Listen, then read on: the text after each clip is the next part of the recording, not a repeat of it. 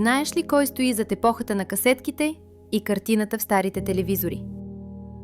Това е професор Димитър Чернев, български учен от Варна, който прави кариера в САЩ и работи по технологии, променили всекидневието на милиони. Той създава онзи малък правоъгълник, в който носихме музика, спомени и цели светове, а именно магнетофонната касета. А още през 1958 създава високорезолюционен суперкинескоп, сърцето на образа в телевизорите с катодна тръба. И това е само част.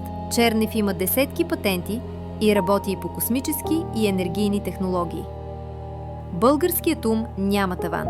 Когато го пуснеш да работи, той твори бъдещето.